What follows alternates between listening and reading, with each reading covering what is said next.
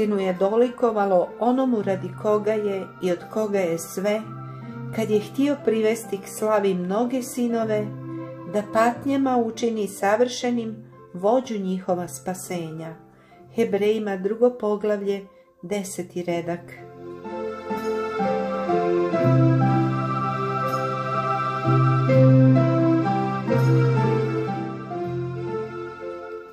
Spasitelj svijeta.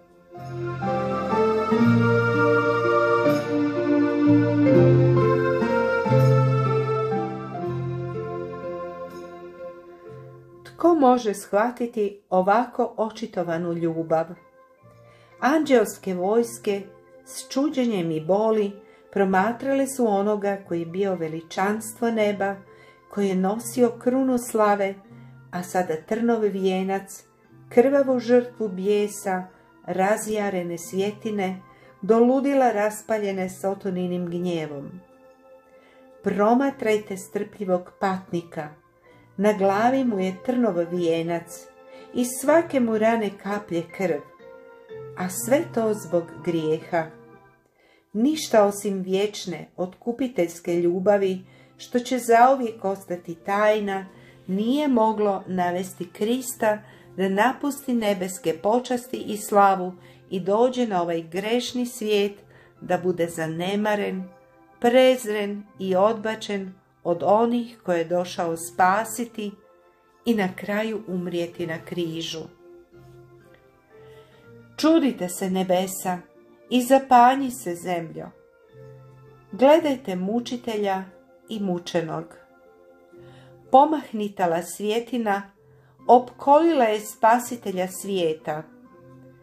Ruganje i ismjehivanje miješaju se s prostačkim psovkama i huljenjem.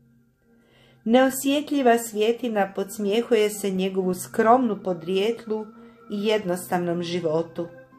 Rugaju se njegovoj tvrdnji da je Božji sin, a prostačke šale i uvredljivo podrugivanje prelaze s usana na usne. Sotona ima punu vlast nad umovima svojih slugu. Da bi u tome bio djelotvoran, počinje s velikim svećenicima i starješinama i nadahnjuje ih vjerskom mahnitošću. Njih pokreće isti sotonski duh koji utječe na najgore i najokorjelije jadnike. Iskvaren sklad vlada osjećajima sviju, od licemjernih svećenika i starješina do najpokvarenijih ljudi. Odvode Krista, dragocjenog Sina Božjeg, i na ramena mu stavljaju križ.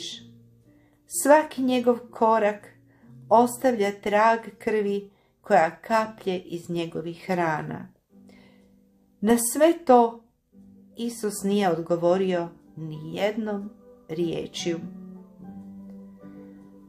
Dok su mu prikivali ruke klinovima, a kaplje znoja od muke izbijale iz njegovih pora, svojim je blijedim, drhtavim usnama nevini patnik izgovorio molitvu opraštajuće ljubavi za svoje ubojice.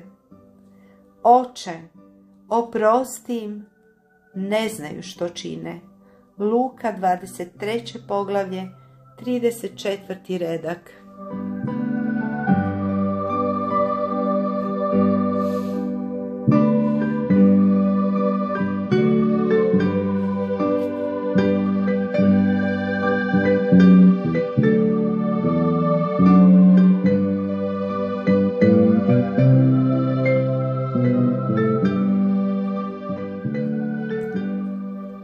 Obilje Božjeg mira i blagoslova želim svima u novom danu.